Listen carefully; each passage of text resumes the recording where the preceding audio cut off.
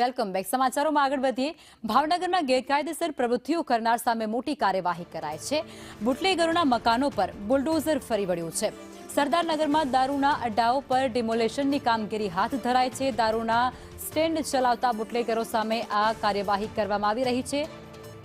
સંવાદદાતા મયુર અમારી સાથે જોડાયા છે. મયુર, ભાવનગરના સરદારનગરમાં બુલડોઝર એક્શન, શું કહેશો?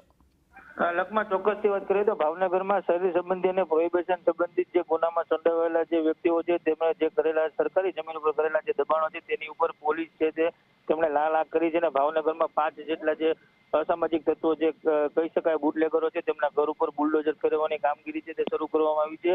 આ શહેરના અલગ અલગ પોલીસ મથકના વિસ્તારો છે તેમાં મનપાની ટીમને સાથે રાખીને બુટલેગરોના મકાન છે તેમના ઉપર બુલડોઝર ફેરવવાની કામગીરી છે તે ભાવનગર પોલીસ દ્વારા કરવામાં આવી રહી છે.